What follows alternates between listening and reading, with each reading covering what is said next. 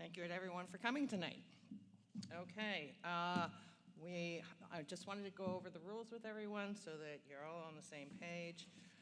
We're going to start off with a 3-minute opening statement, followed by questions, and there are so many. So, trying to pick the ones that will help people understand the most what's going on. So also, they will have 2 minutes each to answer these questions. All candidates will answer every question. Then they will have a 3-minute closing statement. Our timekeeper tonight is Eve Bear, who is here in the front. She's going to hold up cards for the opening and closing at 1 minute, 30 seconds, and when you see the pink card, stop. I would ask that everybody silence their electronics for the duration, and we have chosen the order, and we're going to begin with Ms. Jared.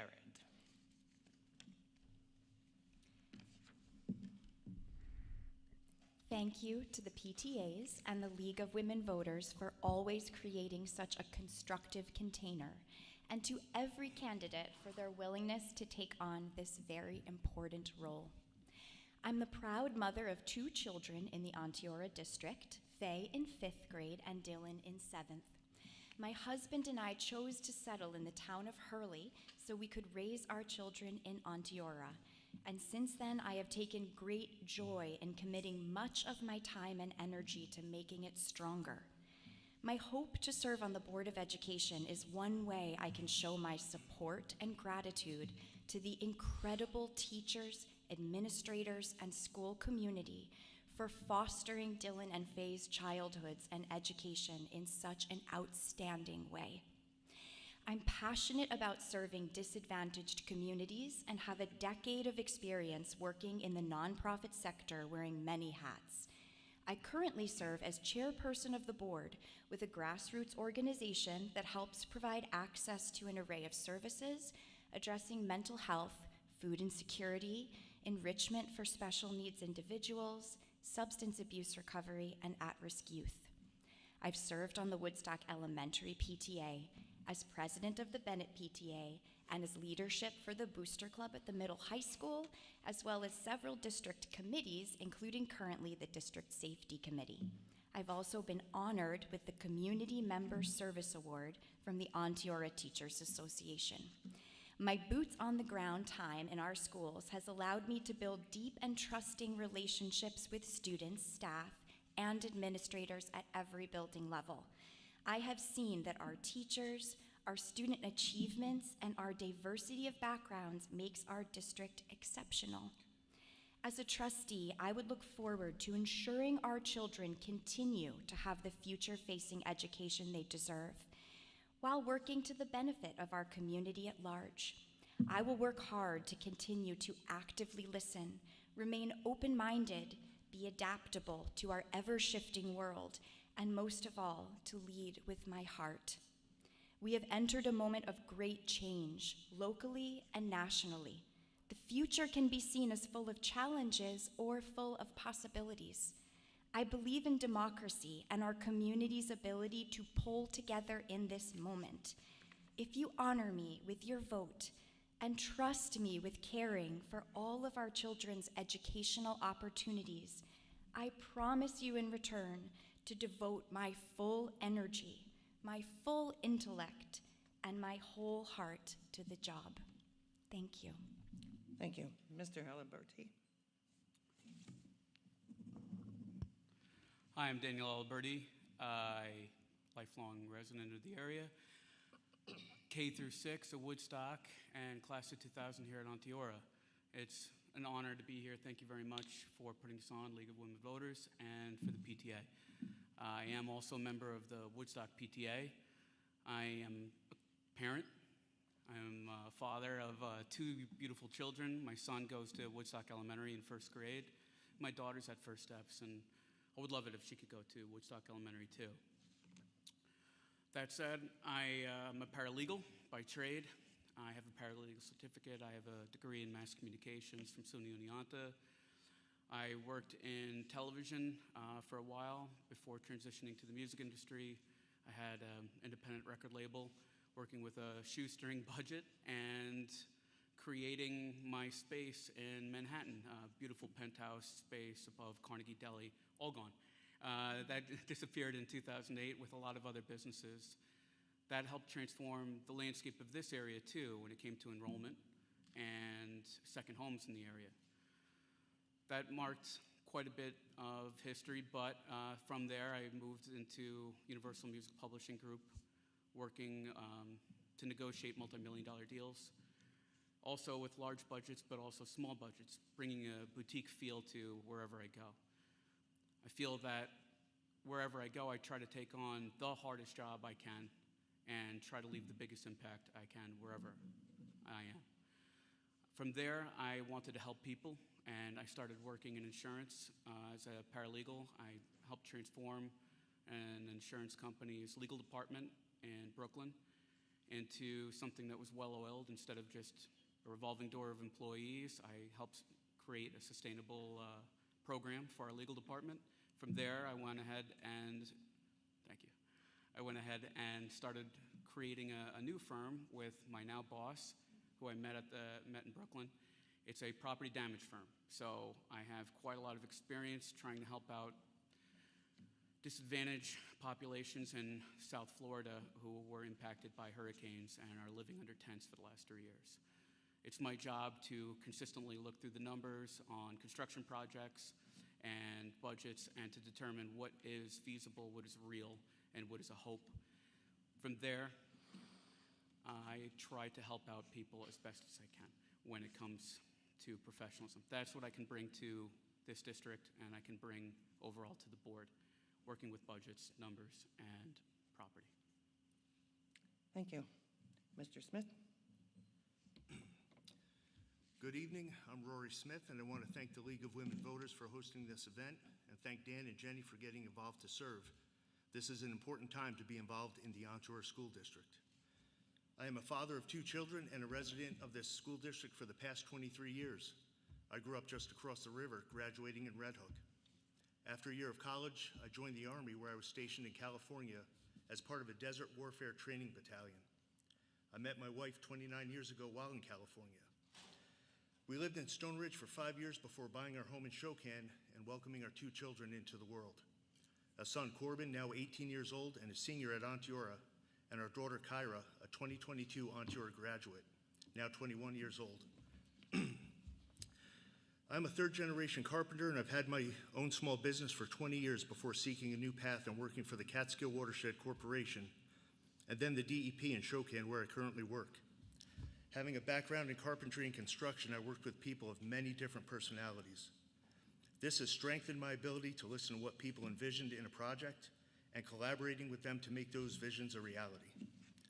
My experience with the school community spans over the past 16 years. When my daughter entered kindergarten, she connected with classmates, bridging our family with others in the township of Olive. 3 years later, our son was entering kindergarten and the K-6 schools were restructured. My daughter was kept at Bennett to avoid added transition, and she was one of the last to have gone K-6 at an elementary school in this district. Our son was assigned to Phoenicia, so our kids did not go to school together as we had hoped. We made sure our kids kept a positive outlook as they faced a new experience. Our son made new friends at Phoenicia, and Bennett welcomed all of the district's 4th to 6th graders. Our daughter gained new friends from across the district, and as our kids gained new groups of friends, it expanded our concept of what we considered our community. It was now the Onteora community. School staff and parents throughout this district have had as much to do with who my kids are today as my wife and I. My kids are my inspiration for running for the BOE. They both have put themselves out there in band, sports, and advanced academics and pushed their limits. It's time for me to do the same. As a candidate, I am focused on maintaining a district that builds and protects all children's educational environment. My campaign is rooted in my respect for the Onteora community and my experience as a parent of 2 children who have benefited greatly from the excellence that Onteora offers. I hope you'll vote for me on May 20th. It's a crucial decision that will shape the future direction of our schools, and let's ensure our education system remains a positive force in our district's future. Thank you. Thank you. All right, first question. There are so many good questions. I wish we'll be here till 10 if we ask them all, but in your words, we're going to start off with an easy one. Can you describe the work of a board trustee? And we'll start with Mr. Smith this time. That's me? Yes. Yes. Okay. A board trustee, I think as a board, we maintain a strong ethical standard throughout the district. We hire and evaluate our superintendent. We adopt and maintain current policies. We oversee the budget. We create a shared vision of the future of education. And that's, Thank you. yep, thank you. Mr. Aliberti. To add to Rory, which was a great response, hard to follow up. I believe that we're also in a support role too.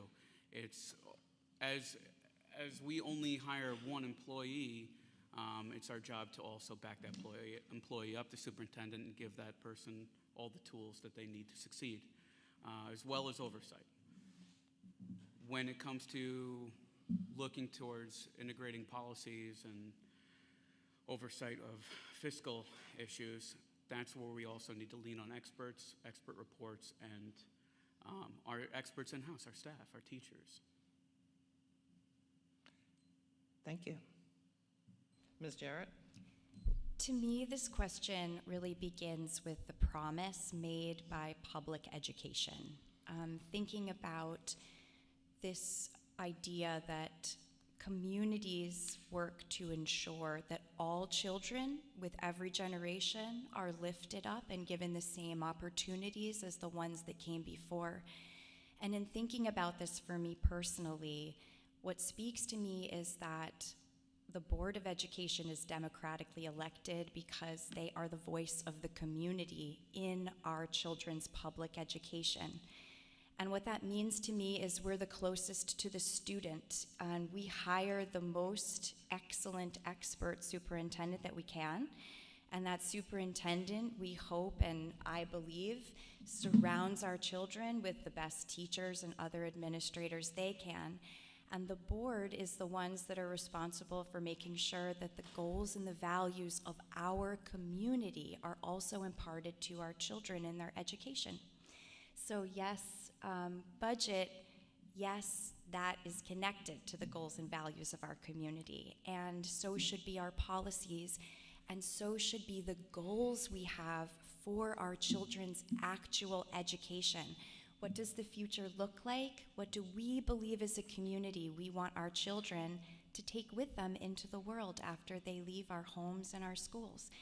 So all of those things are the reason why I decided to run for Board of Education, and I would hope to continue to be directly in contact with our neighbors and community to ensure that they always felt that they were being heard in what we teach our children. Thank you. Thank you. That flash is really disturbing from your camera. Okay, there's a harder one. Explain the school budget.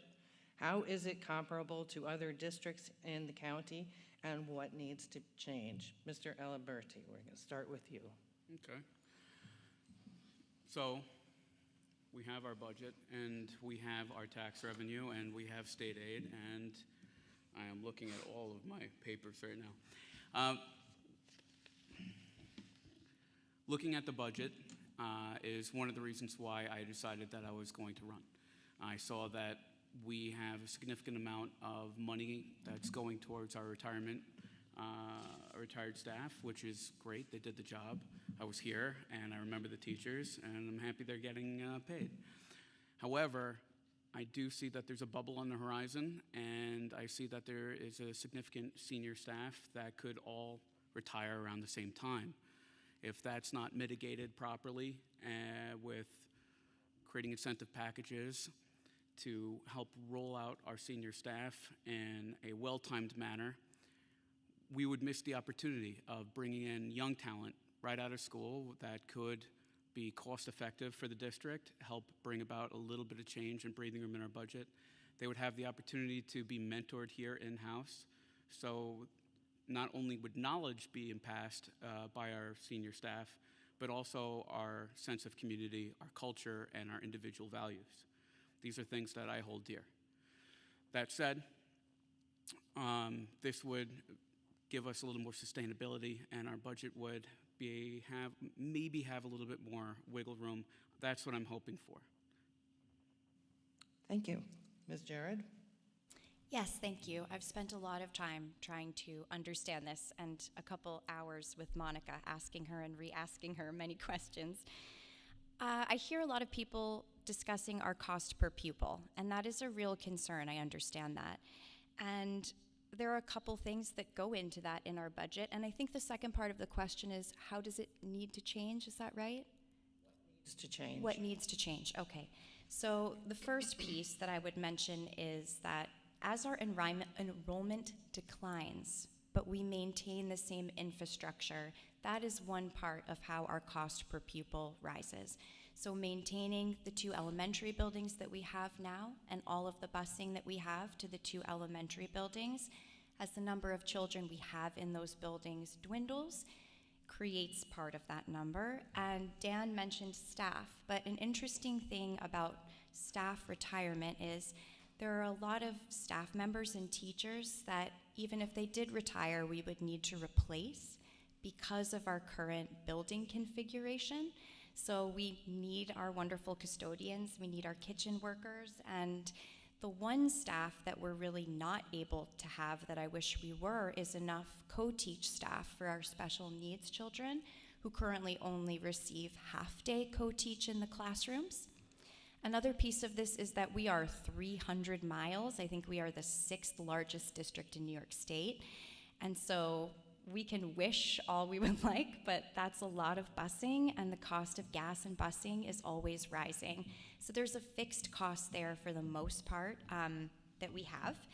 And how we compare to other districts is also, we have 8-to-1 staff to student ratio, which sounds wonderful compared to the average of 14-to-1 of our neighboring districts. Except I'll say again, I wish a lot more of those staff could be teachers and less redundant staff in the double buildings. Thank you. Mr. Smith? Well, kind of I guess to piggyback off what Jenny said, because a lot of that I also agree with. As far as our budget, I think it is a little bit inflated because we do have an extra building that is open and we're trying to maintain.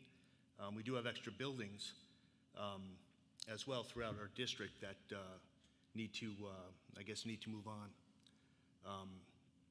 The one thing I'd like to touch on too is I think basically also what Jenny said was the retirements. As teachers retire, maybe we don't have to replace every spot that moves on.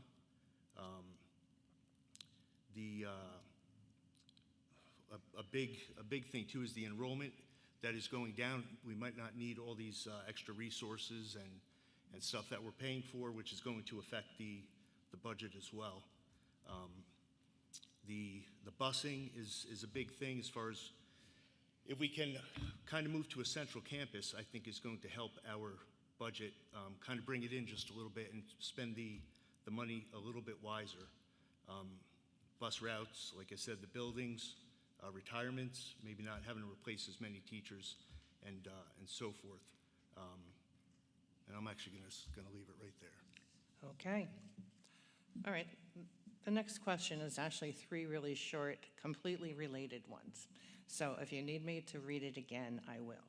Are you now or have you ever been a member of a union? Do you have experience with collective bargaining agreements? And how do you feel you would be able to work with the collective bargaining units in Onteora? We'll start with Ms. Jarrett. My husband and I were both very grateful and proud union members when we met and got married, Actors Equity and SAG-AFTRA, and I understand how vital it can feel to have a union's protection and support. I think it's wonderful that our teachers and staff are unionized, especially since we're a very small district, and it can feel very intimate, I'm sure, in negotiating salaries and needs of teachers and staff. I've never been on the actual bargaining aspect of the union, but I understand the process very clearly, having been a member, and I think that I would be a wonderful addition to that process also, based on the relationships that I've built with a lot of building level staff and teachers, and my appreciation for their hard work, and also my eye on the bigger picture that it's a balance. It's always a balance of keeping our area affordable, of offering what we can and making sure everybody is a little bit happy and nobody gets all the things. I think that's what makes a very good agreement. Thank you. Thank you. Mr. Smith? Having been self-employed for 20 years as a third-generation carpenter, my area of expertise is more of a self-management. I have not had a lot of experience with unions and collective bargaining. The job I have right now, actually, I am a part of a union, and I think it's fantastic. I've had a little bit of experience with the collective bargaining within the job.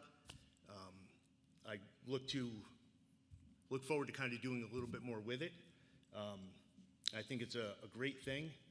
As far as being a board trustee, I would love to dive deeper into it for the district and help the teachers and staff maybe walk away with a little bit more than they might get.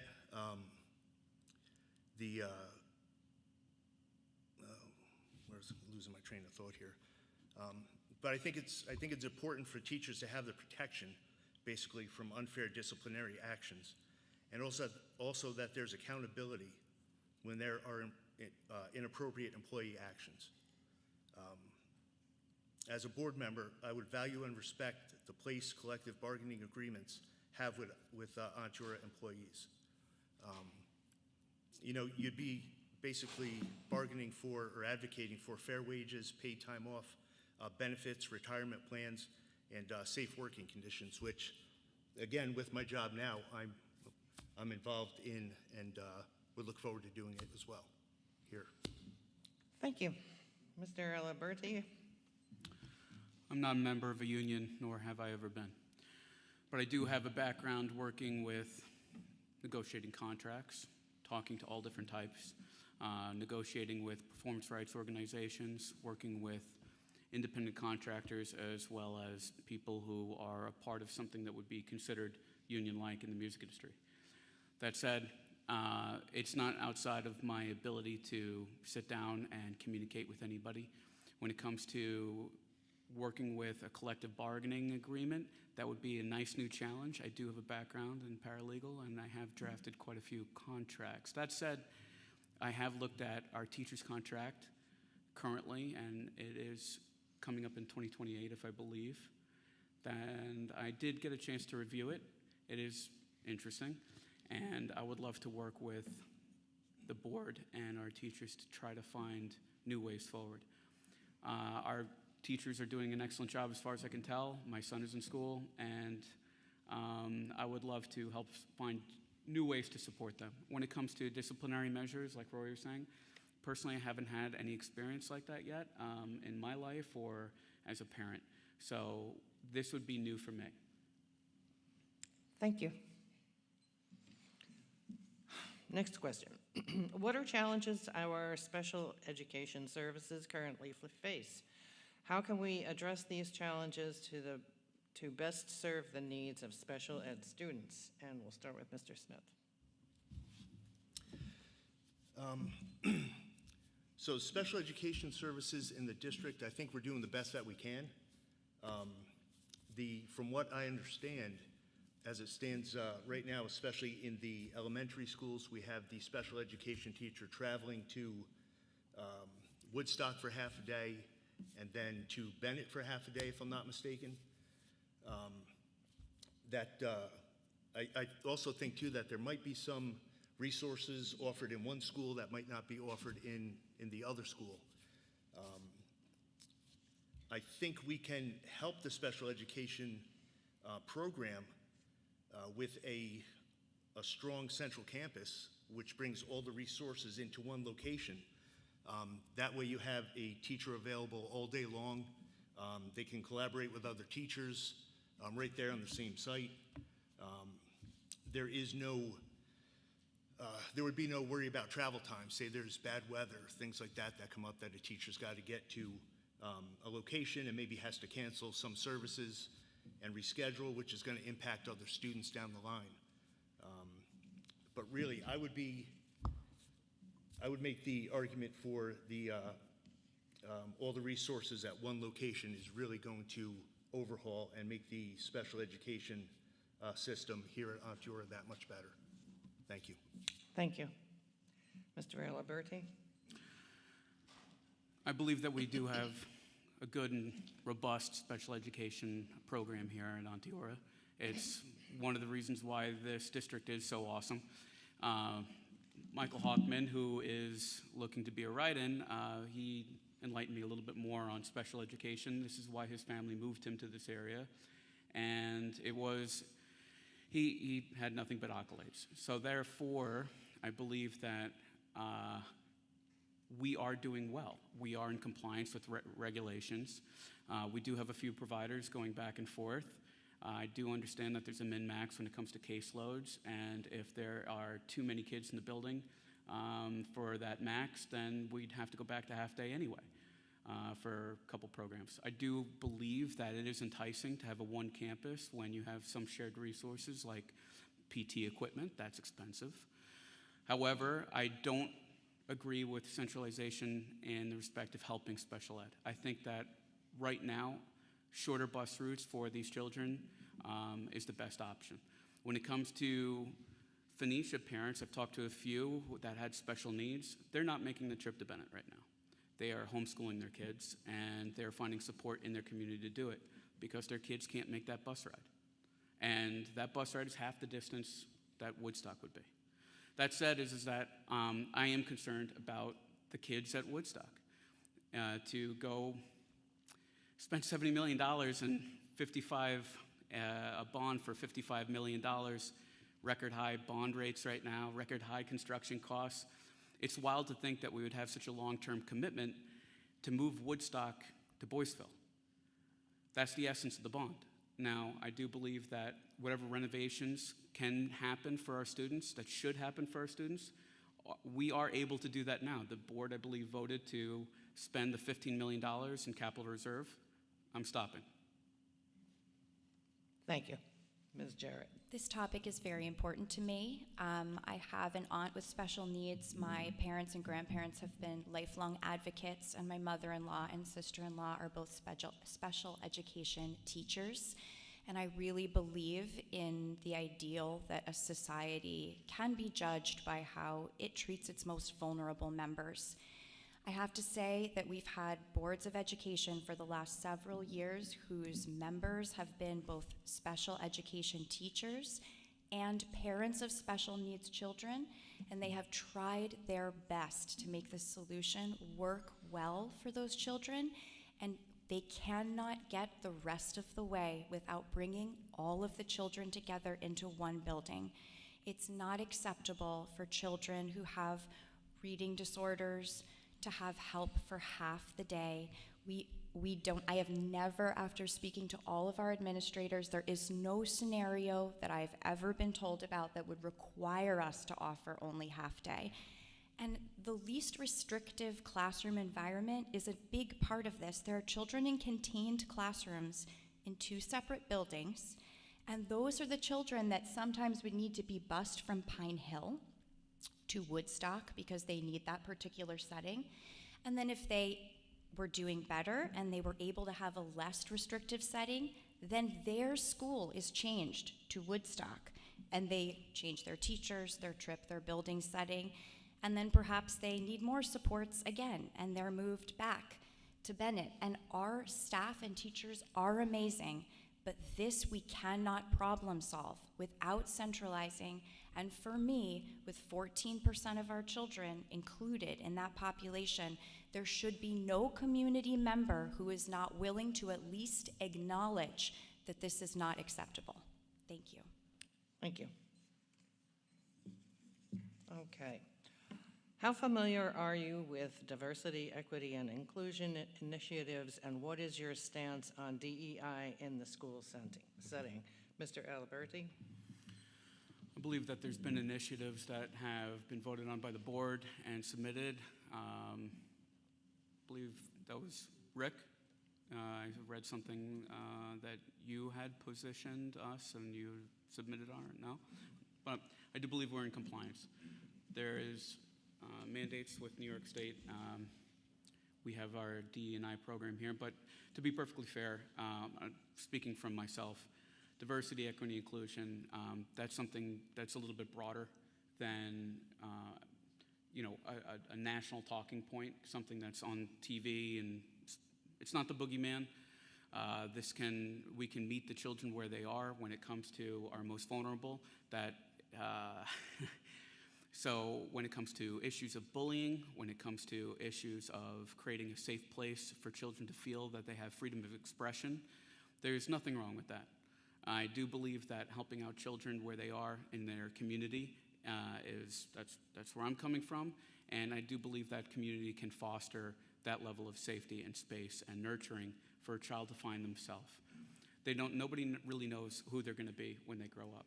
And when I was here in high school, there were people who liked to dress differently, and that was okay. And I never saw anybody bullying them. I would love to continue that. If there's any other D&I that we want to update, I do believe that Corinne, who used to run for the board, was engaged and trying to help create a updated D&I policy. I would love to engage with her as well. Thank you. Ms. Jared? This is very near and dear to my heart, helping to run a nonprofit for the last 10 years that engages with disadvantaged communities, diversity, equity, inclusion, and belonging. When we hear those words outside of what, our trigger reaction might be one way or the other, I think are all values and ideals that we agree belong in our school.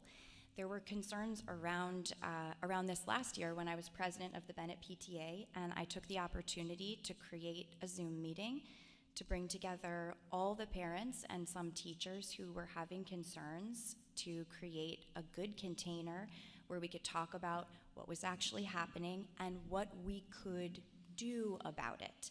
And the outcome of that meeting was a feeling that we should bring it to the Board of Education because that's where policy happens. And I think that was a part of Cindy suggesting that the whole board take a look at the school's DEI policy and update it, which they did. I will say that being a small school and being very much in the school, I have been so satisfied with the way that issues are handled, not only delicately, but remembering we're talking about children. So although we do need to help instill these values in our children, we also need to remember that children make mistakes, and we want to create a comfortable learning environment where we can learn how to live these ideals without being afraid. Thank you. Mr. Smith? I fully believe everyone deserves a fair and equal chance. I think students deserve safe and respectful environments to be themselves and to grow. In the spirit of diversity, equity, and inclusion, I believe that right-sizing the Ontario District is the most beneficial way to optimize all of these. I think our current configuration of students minimizes DEI. Class sizes of lower grades are averaging 70 students. To divide this already low number of children in half gives the kids a very small pool of peers. Bringing together 70 children maximizes the potential, diversity, and the likelihood of each student finding friendships and connection with others. That gives them a sense of belonging. It optimizes ability to match students with teachers and ensure that no child is divided from their community peers, as many currently are. Thank you. Thank you. So that we can, Eve, so that we can ask the maximum number of questions, this next one will be 1 minute each. Do you think it is ethical for board members to comment on posts on social media? And we'll start with Ms. Jared. Yes, I do. We're a very small community, and we are entrusting these individuals to be the most educated in our community around these issues. So since at the board meetings, and it's okay, there are literally 2 people in the audience, and when I watch them back on YouTube 3 days later, maybe they get to 40 views. We can't assume that the community at large can understand what's happening or make big decisions and be educated. Social media is where those conversations are taking place. And I think as long as those interactions happen in a way that they would at a coffee shop, if somebody saw a trustee and said, "Can you explain this line item to me again? Or can you tell me what happened at the meeting list next week?" And the board member acknowledges, "I'm just a person, I'm speaking for myself." I really don't think that we can expect to silence these people that know the most. Thank you. Mr. Smith? I also agree that it is okay for board members to speak on social media or be able to put their thoughts out there. They are community members. They do have opinions on what's going on.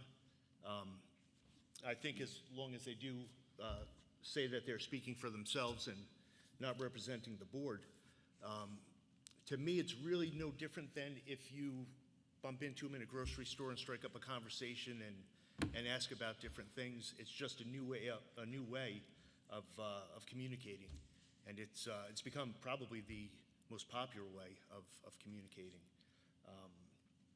So that is basically my simple answer. I would say yes, it's definitely okay, and they should. They should be able to speak their minds. We should be able to hear from them. Thank you. Mr. Aliberti? Well, I think in certain respects, absolutely. When it's about improving communication and transparency with the district, follow-up on any type of questions when it comes to board meetings, for sure. But when certain board members are outwardly campaigning, basically, or supporting certain candidates over others on social media, I find that to be unfair, unethical. Not all of us have a lot of money for yard signs. Some of us have to do the best we can with what we've got. Like me, a concerned father, and I don't really have a large budget, but I would love it if there was a little bit more civil discourse on social media, and I would love it if the board could keep their thoughts in scope with being the board. Thank you. All right. Have enrollments at Woodstock Elementary declined, or are they holding steady? What percentage is the decline or upswing in enrollments? And that is at Woodstock. Mr. Smith. So the enrollment at Woodstock is declining. All throughout the district is declining. All throughout the state is declining, and pretty much the country. I think right now we have the largest class graduating from Monteora at 110 students, if I'm not mistaken. Our next group coming up, the kindergartners, I think we have 68 right now enrolled. 39 of those are enrolled at Bennett, and 29 are for Woodstock. We are going to have to, again, move the boundaries within our district to be able to level out our elementary schools. And I don't know how it pertains to just the elementary kids, but our enrollment shows declines still further in the years to come. If we do not make adjustments to get ahead of this, that was it? Okay. Oh, we're back to 2 minutes. We have that, right? We're at 2 minutes for answers now? We did that.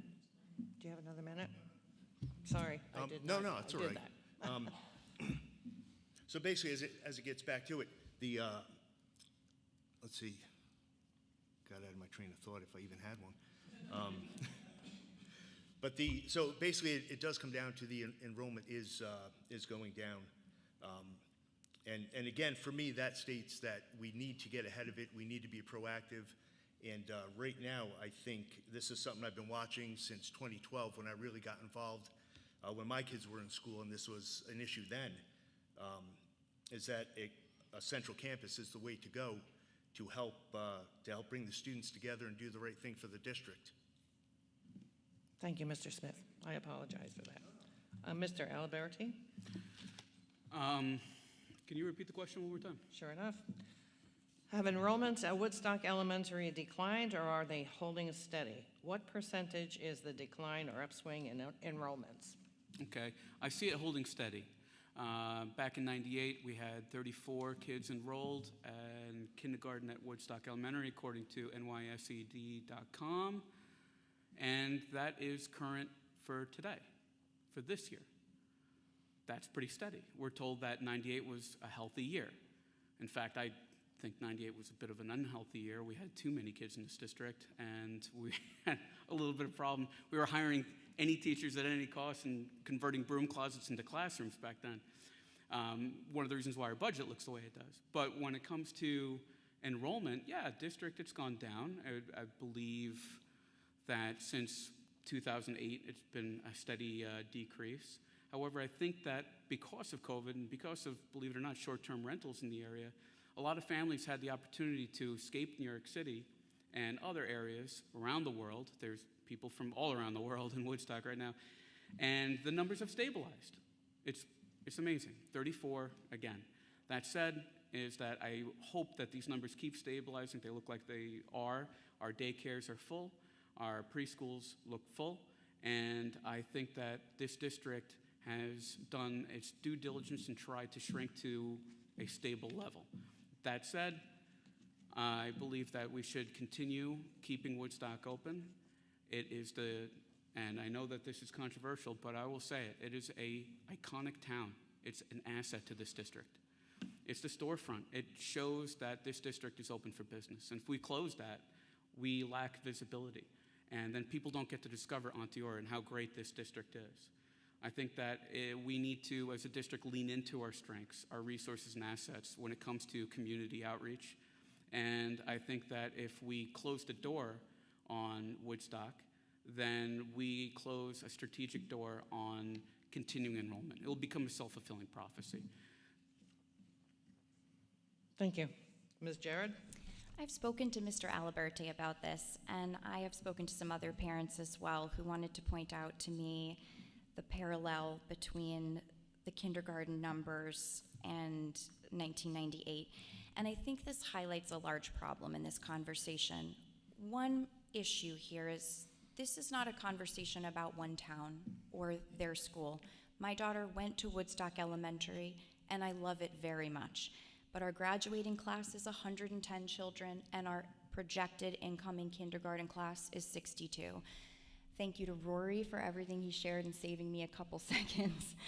But I agree. And in 1998, we had 4 elementary schools that all had kindergarten classes around this level.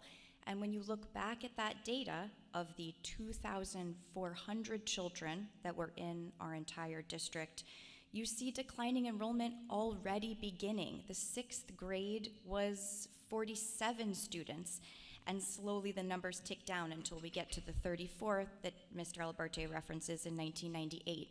And just a few years later, the district made the very difficult decision to close the West Hurley School because of those declining enrollment numbers.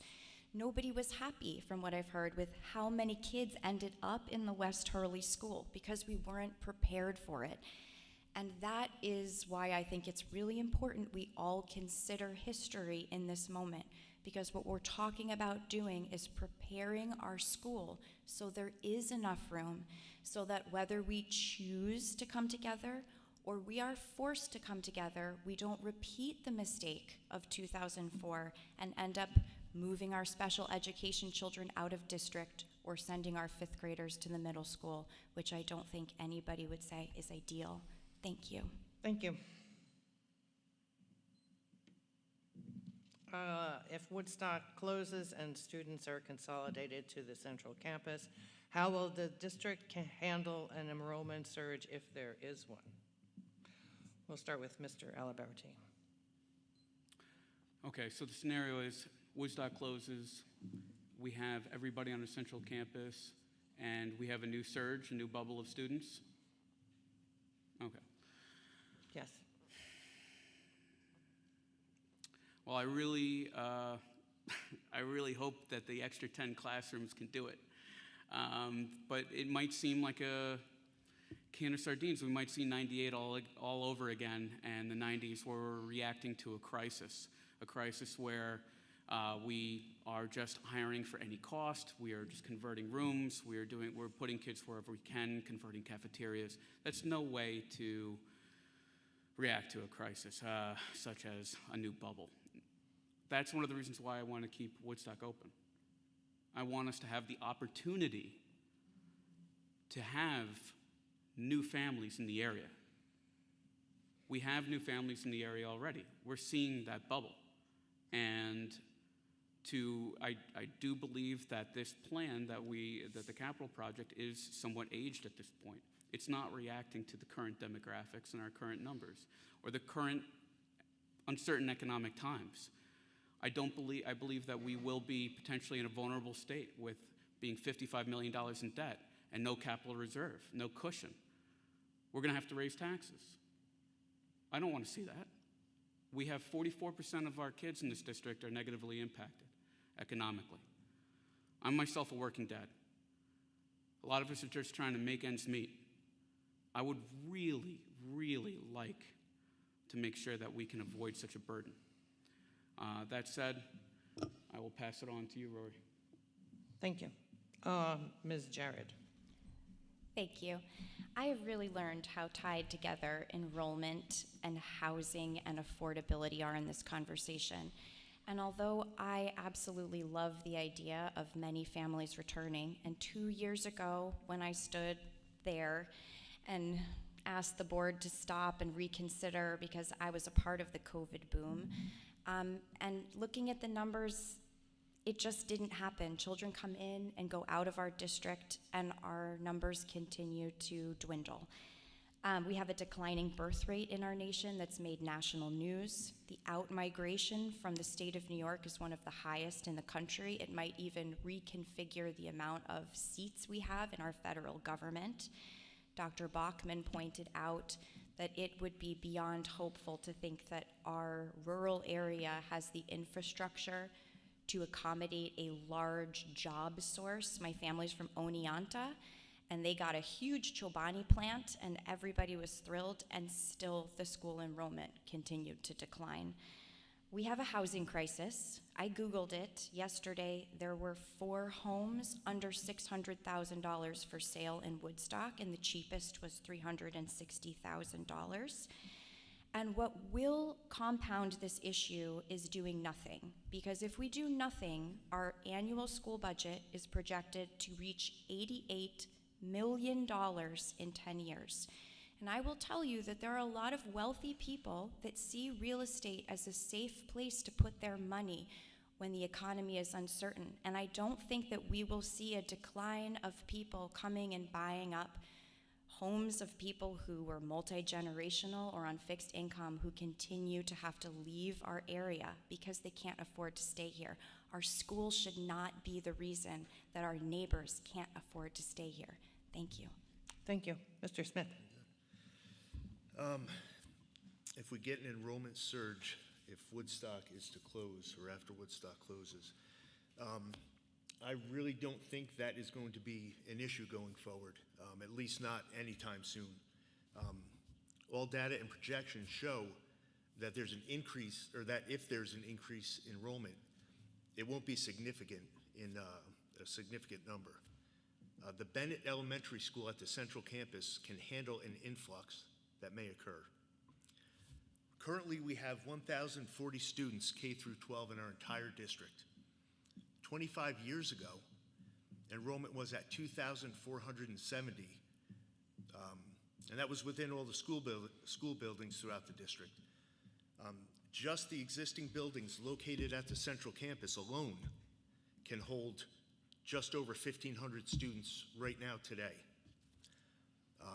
Ontura's largest class in recent decades, the senior class of 110 students that are they're graduating, with 68 registered for kindergarten. Coupled with the numerous other reasons for enrollment declines, I believe it is likely we will see enrollment to drop below 1,000 students by next year. At the central campus, we would have space to grow 600 students and certainly would gladly welcome newcomers. And I would like to say, as Jenny pointed out, the housing crisis that we face is a very big concern, and I think I don't have an answer how to fix that going forward, but I think that is going to be detrimental to get that under control, to be able to help new families come into this area. That, coupled with a nice brand new central campus with all the bells and whistles, I think will be very attractive to new families. Thank you. Do you intend to try to overturn the 2023 resolution? If so, on what basis, and what would be your plan if you did do it? Ms. Jarrett. Watching the Board of Education every meeting for the last 3 years, I have a deep respect for the passing of the torch nature of the Board of Education. They are elected citizens. They all come and work extraordinarily hard. They are all good people, and they are trying to take the torch from where it left off and continue it forward. So I really don't think it's an appropriate action to desire to join the Board of Education in order to change a particular decision. I think that we need to know that the landscape is constantly changing.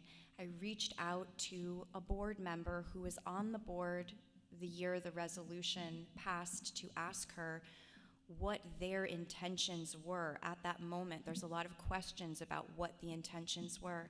And the answer she gave me really summed it up, which was, in 2023, our intentions might have been one thing, but in 2025, everything has changed. So I think we have to be forward-facing always and very humble about what this position is. Thank you. Thank you. Mr. Smith? If I were to get onto the Board of Education, I would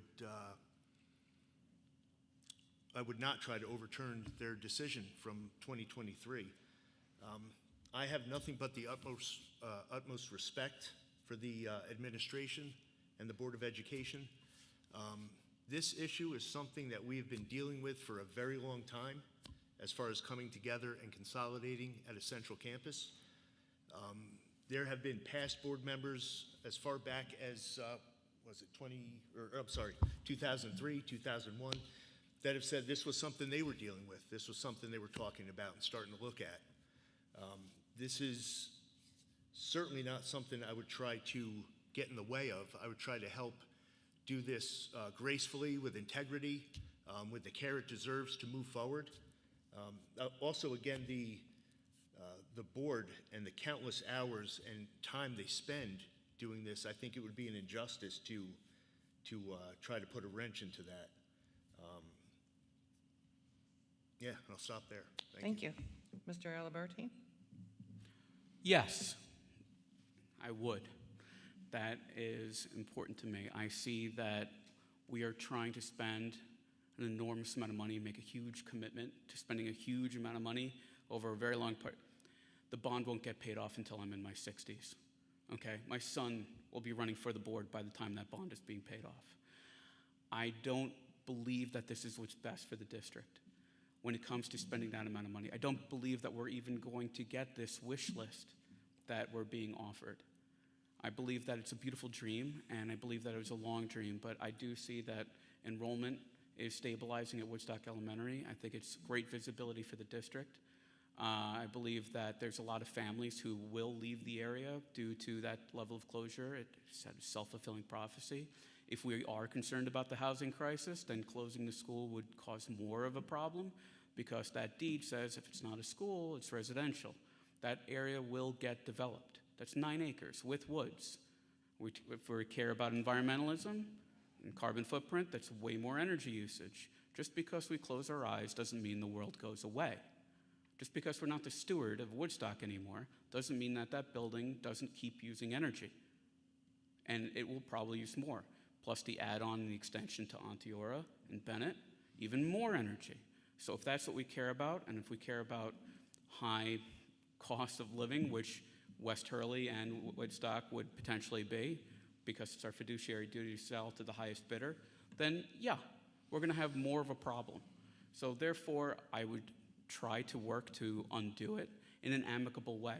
I'm for sensible renovations. I believe that we could use some of that capital reserve today to put bathrooms in the kindergarten classes at Bennett. I think that that would be an awesome thing to do. That's what exists at Woodstock and did exist at Phoenicia. I think that what's best, I think that's what's best. Thank you. If Prop 2 is defeated, does that mean that the Woodstock School automatically stays open? Mr. Smith? Could you repeat that? Sure enough. If Prop 2 is defeated, does that mean the Woodstock School automatically stays open? No, it does not, actually. Prop 2 is all about the upgrades and enhancements on the central campus. The closure of Woodstock Elementary School was something voted on by the Board of Education in 2023, and there's a separate resolution for that. So basically, Prop 2 and what we are going to vote on Tuesday, May 20th, is just for upgrades and just for the central campus. If the bond does not pass, it is my understanding that we could handle closing Woodstock and taking the kids to the central campus as it stands right now without doing any upgrades. I don't think that's the right move. I think the students deserve the best. I mean, what we can give them with this going forward in a world that is changing at such a fast pace, I feel gives them a very good chance of success as they grow and we send them off into the workforce. I wholeheartedly think that Prop 2 passing is such an important thing for our district on many levels. And, you know, as far as attracting new families throughout an entire district, there seems to be a lot of focus on Woodstock and the elementary school, of course. But there's an entire district out there that we're not talking about, and they need a voice too, and they're just as important as any other part of the district. Thank you. Thank you. Mr. Aliberti? I agree with Rory that everybody needs to be heard in this district, absolutely. And that said is that I don't believe that it was too popular to the communities to start closing these schools. So listening to them is important, but also using our head over our heart is also important at times too. And that said is that when I first looked at the numbers and I first looked at the potential of Woodstock Elementary closing, that's what I did. I used my background and my experience to look through the budget, look through the project, and determine if this is a viable path forward. I do agree that output is super important when it comes to this district. I wish I got a little bit better counseling when I was here. And I do believe that working with BOCES and vocational programs is great, but we could also be more community-based. I am community-minded. I believe that a lot of our strength comes from the towns that we have here, the people, the parents, the volunteers, and what's important to me is that we try to offer different paths out of this school that might be trade, might not be, and there are great union jobs out there you don't need a college degree for. Thank you. Ms. Jared? I'm sorry, I'm extraordinarily alarmed by hearing you say that it would be acceptable to cut back programming and our participation with BOCES in order to keep buildings open. No, it really doesn't. Voting no on Prop 2 is voting no on giving our kids, all of our kids, a campus for the future. Our buildings have reached the end of their useful life. My children come home to tell me this ceiling tile is falling down, the high school rains inside, and I hear community members say, why is that the case? It's a very long process to repair buildings. I listen to the board meetings, and everything has to be put through SED, everything has to be looked over. In order to do this all in one go, it allows us to give our kids a campus that will take them for the next 50 years.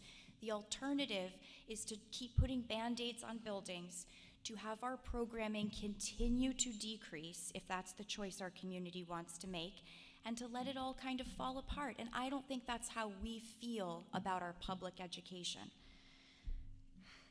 I'm gonna take a breath, because I have more to say.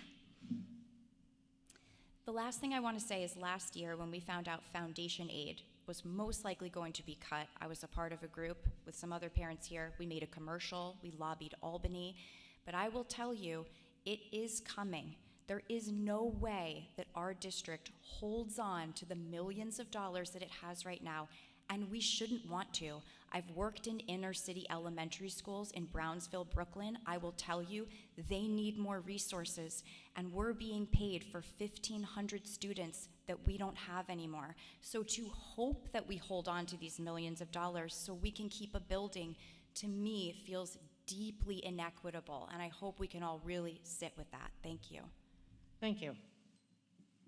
Okay, change the subject. Artificial intelligence is becoming an increasingly large presence in education. Given the rapid evolution of AI and the fact that trustees we elect now will be making AI policy for the district 3 years from now, what values will you bring to making policy on AI tech that may not even exist yet? Mr. Aliberti. It was a long question. It was about It is. It's working with legit. AI and the future of technology in the district. Is that the essence of the question? That is, Okay. yeah, policy regarding. I would just like to, just quick, I didn't say anything about cutting BOCES programs with the last thing I said, and I would prefer it if my words spoke for themselves. That said, when it comes to AI, there's a lot of great resources out there. I used Canva to help me with my posters. That's just scraping the surface.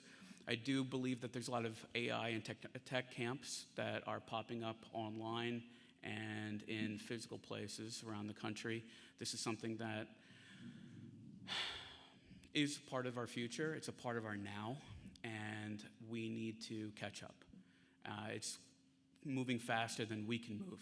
So yes, this would be an amazing opportunity if I was elected to the board to start figuring out how we can work with AI, what programs are in the area, and where we can start rolling with our staff. I do know that there's robotics through BOCES, and there's some other programs in the area that I would love to work with. As I said, community outreach. The people are already out there, and it's up to us to work with them as members of the board, people who are representing them. Thank you. Ms. Jared. I was really excited to see BOCES come to the last board meeting and offer our district a free pilot program around AI. It's so important. For me, this has 3 tiers. The first is the ethics of education. So our children need to have critical thinking skills. They need to be able to think for themselves. And in a world where it's easy to put in a question and spit back an answer, I feel that now more than ever, we need to teach them the importance of thinking, actual thinking, what makes us human. The second part of this is that AI will displace most of the jobs that we assumed would be there for us when we graduate.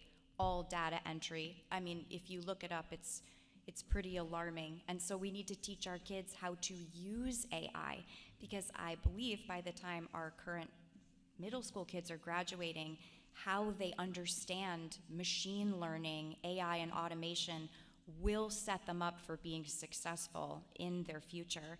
And the last thing is, don't tell anybody Dylan's mom said so, but they're already using it, you guys. They're using it to write their essays, they're using it to do their homework, so we need our teachers trained on the ethics around using this tool. I think it's like the calculator. Remember when we were in school and our teachers would tell us, now you're not going to have a calculator with you everywhere you go. But I do now, it's my phone. But it doesn't mean that I shouldn't know how to do math, because if I don't understand how to do math, then I can't participate in my world and have thoughts about things. And to me, that's the conversation with AI. Thank you. Thank you. Mr. Smith. Wow, that is something to follow. I don't know what else I can say. I am not that familiar with AI. I mean, at this point, I barely know how to use my cell phone fully to its capability. But I will say this is something that's up and coming. It's kind of rolling out now, and we need to be a part of it. I can't say that we need to get ahead of it. We just need to kind of go with it, and we need to understand it. And we need to, I like that you said it was a tool, because it is going to be a tool for us and for kids going forward. We need to understand how that works and how that's going to impact our students. And they should be taught how to use it properly, when to use it, when not to use it. The fact that it can write essays and all that is kind of alarming. I do think it is important to have the kids think for themselves and maybe not have the full capacity or access to AI. I think the school now, at least as far as smartphones and stuff or cell phones, they're not allowed to have them on during the day. And I think that's fantastic. I think that really takes a distraction away, makes them focus in the moment, makes them focus on their peers. But it's really something, again, that we're just going to have to kind of learn as the kids learn. I mean, my kids learn a lot faster than I think I do, especially when it comes to technology. But it's just something we're really going to have to keep an eye on and just know how to use and how it's going to impact the students. Thank you. Thank you. What will you do to heal some of the bitter divisiveness this community is experiencing? And we're going to start with Ms. Jared. I really feel this one, because I really did fight as hard as I could 3 years ago when we came out of COVID.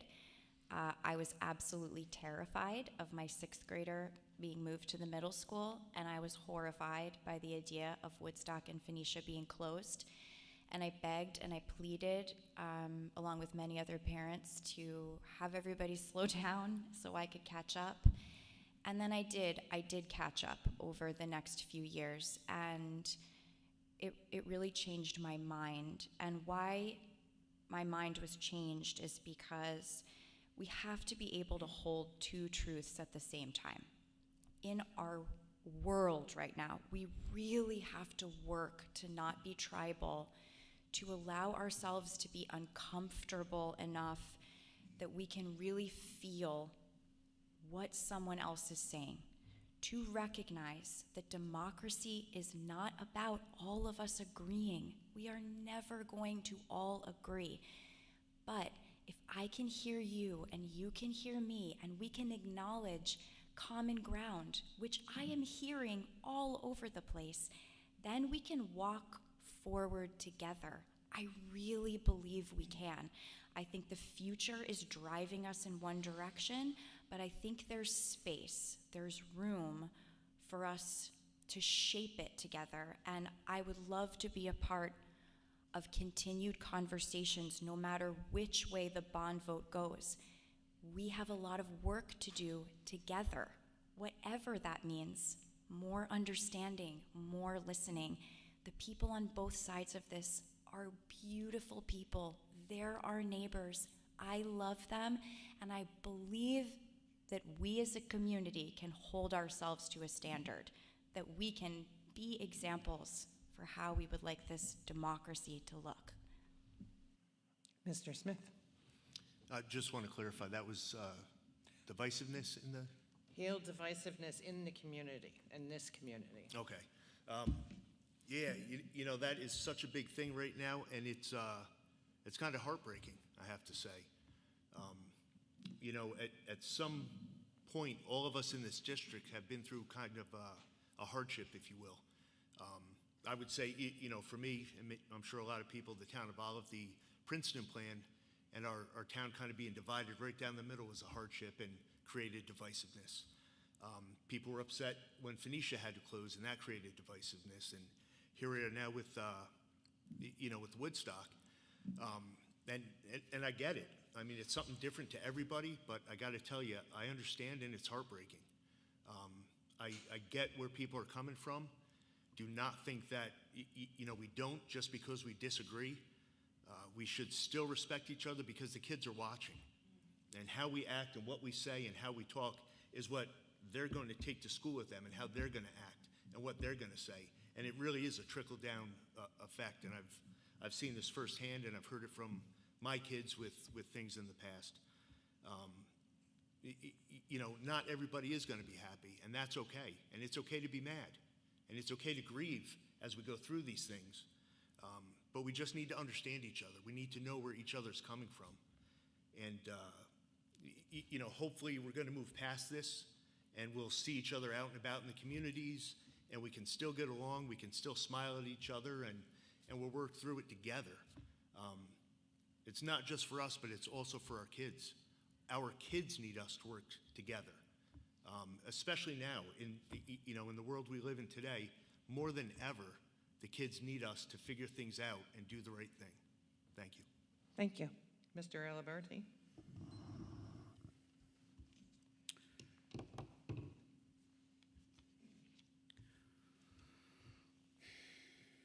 I think that there's a lot of divisiveness right now, absolutely.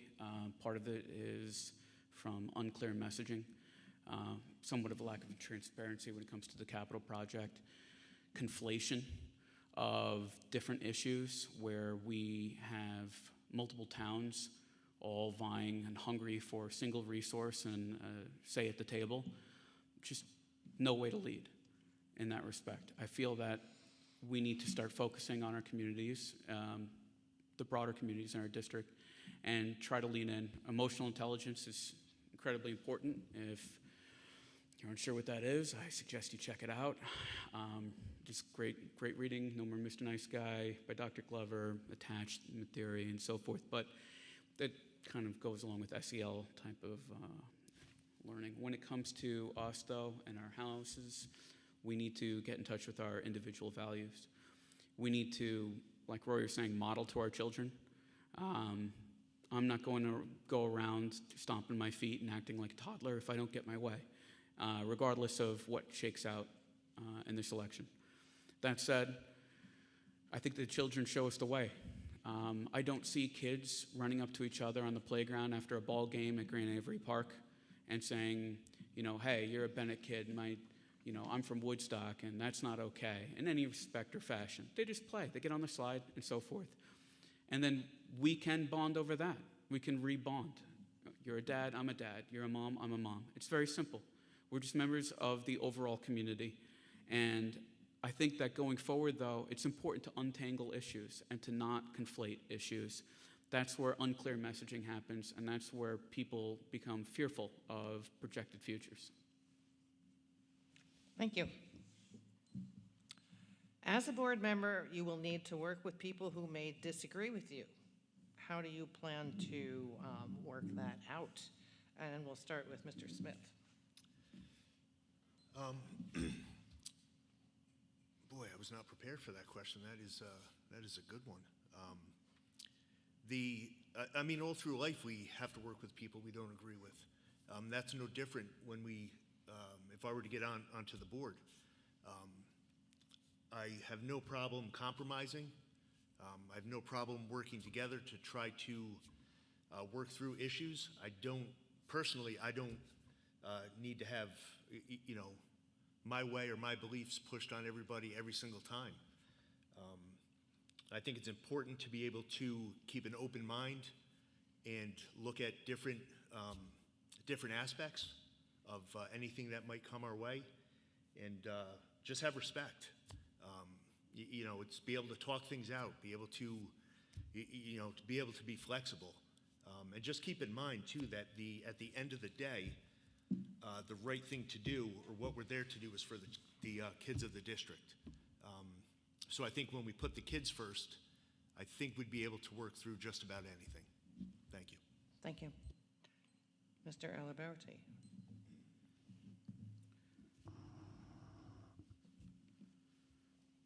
We're not going to all agree all the time. Nobody does. It's important for us to develop our personal active listening skills and being in touch with ourselves, as I said, emotional intelligence and individual values, but also being able to embrace each other's differences too. Everybody's got their strengths and weaknesses. We don't share the same strengths and we don't share the same weaknesses. By seeing that in each other, that's something that can help us bridge the gap. Cutting to the issue, keeping issues clear within the four corners of a scope, and being able to work out remedies amicably. That's the mark of maturity. That's what you are hoping for in us candidates, and that way we can move forward together as a body. If elected, I would love to work with everybody. I would love to work with our communities. I would love to work with the board and our staff. But if things don't work out, then I fall back on my values. I fall back on my active listening. I try to find out what the core issues are and then work from there. If somebody is speaking a certain type of language, like if they feel that they have a strong belief and that belief is so palpable that it is tangible, then I have to respect that. That's their emotion, and that's where they're coming and meeting me, and I need to meet them there too. I believe in meeting people where they are, and I do, and thank you. And our focus is always and never ending the future of the children. It is super important.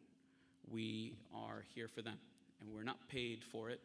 We care, and that's where I'm going to leave off. Thank you. Ms. Jared. My husband jokes that I missed my calling and I should have been a diplomat.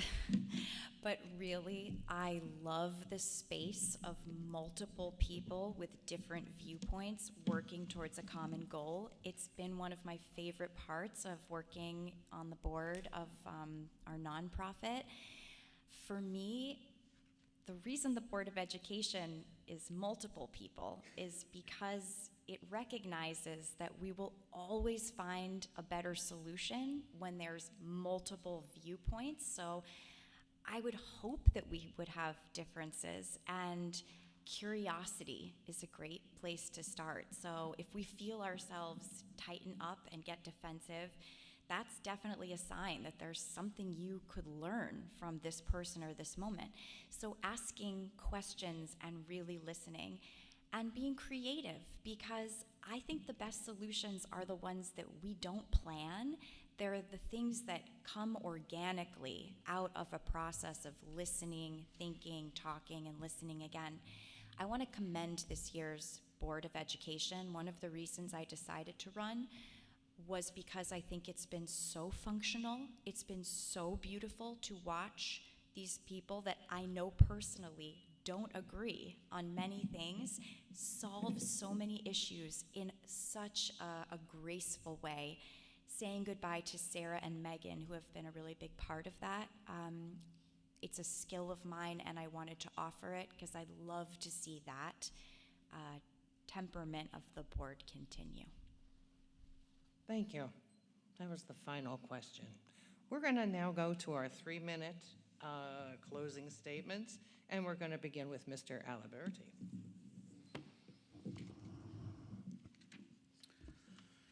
I don't have anything prepared. I couldn't think of anything to say as a closing statement. Basically this: I come here as a concerned parent. I come here representing a lot of new families, young kids. I don't feel that it is the best thing in the world to close Woodstock Elementary. You know what I'm about. You've heard me tonight. I feel that it's fiscally irresponsible, and I don't believe that our transportation issue has been really covered tonight, but I'll take a second to address that. I don't believe in longer bus rides for our youngest kids, And I think that, yes, there's always tweaking that can be done. However, when it comes to me as a concerned parent, my son, he has asthma. When I get a call from the nurse, I'm 5 minutes down the road. He's got albuterol, no problem. He's panicking, he can't breathe. That's important to me. Some parents have way bigger burdens in their lives. For me, though, that's my cross to bear. Being 5 minutes down the road, I can do that. If he was a half an hour down the road, that's a $1,000 ambulance ride I can't afford.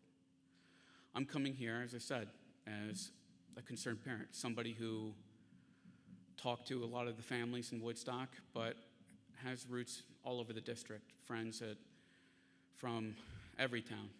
And I believe what I've said tonight is community related. I think that we should be,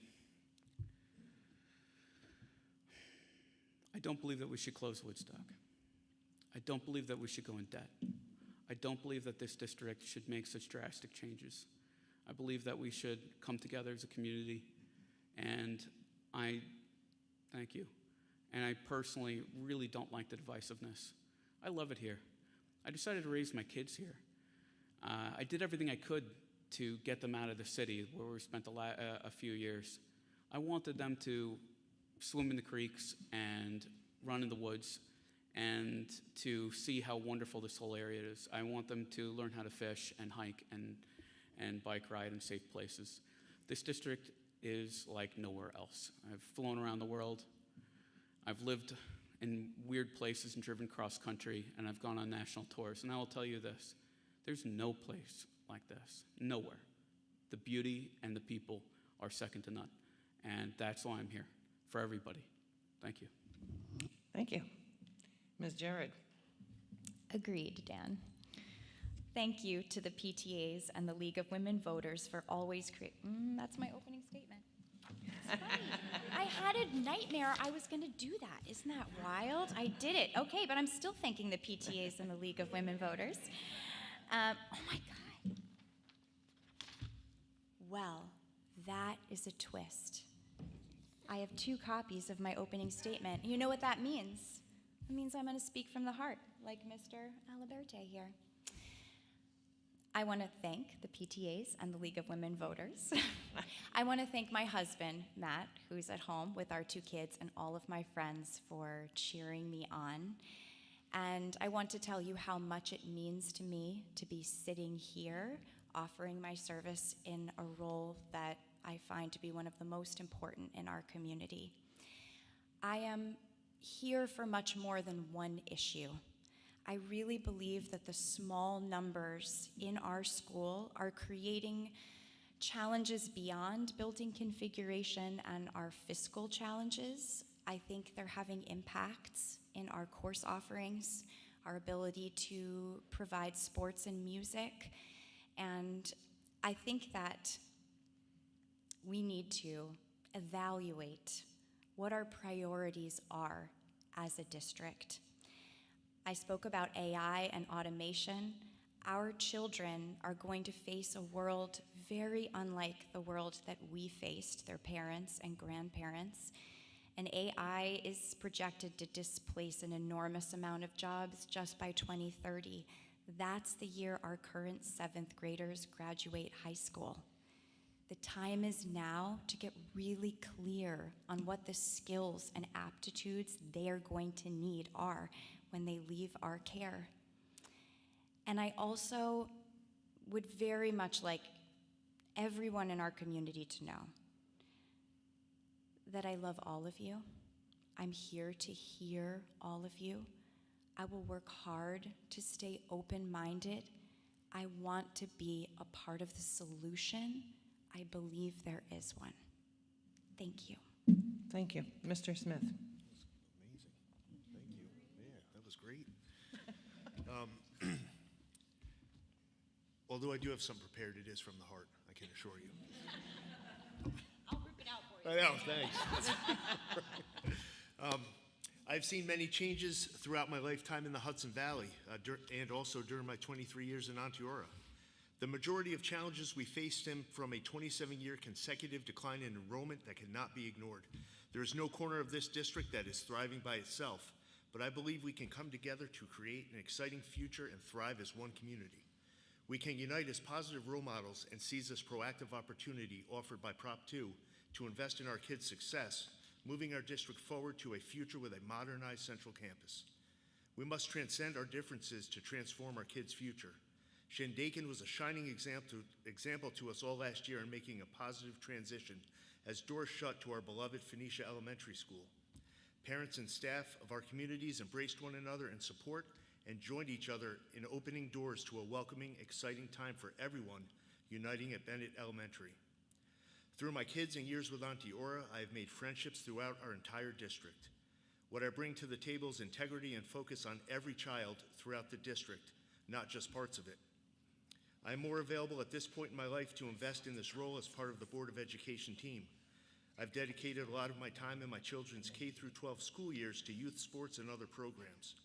As the nest empties at my home, I know there is no expiration to being able to improve the educational journey of school-aged children, and this is an ideal time to turn my focus to them.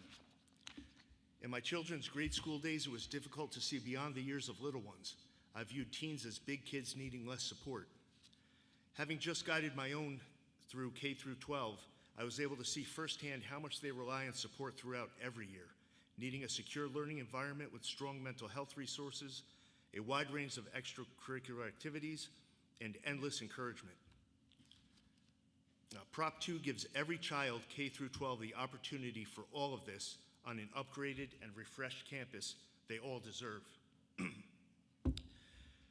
My goal will be to facilitate open communication channels. I won't pretend to have all the answers because I don't, but I do have an open heart and mind and the determination, focus, and time to invest in a seat at the table with the Board of Education team. If elected, I will work with the communities within our great district, the BOE, and the administration to support a transition to a central campus that happens with the care, integrity, and respect it deserves. I seek your support in this endeavor for a future where every student thrives. My slogan is simple: let's move forward together. And your support on May 20th will help shape a bright future for our entire community. I will encourage you all to vote yes for Prop 1 and Prop 2, and for Jenny, Jared, and me. Thank you. Thank you. That was wonderful. Yes, they are.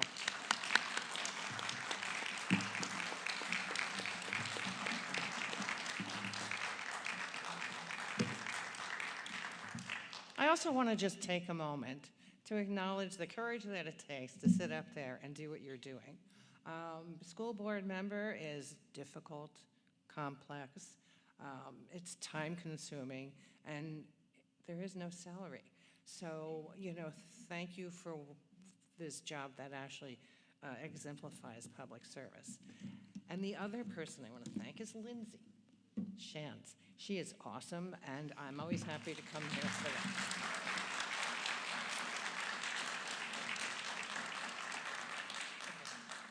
Thanks, everybody. I just wanted to remind you, the vote is May 20th from 2 to 9 at both Woodstock and Bennett Elementary. And get out and rock that vote.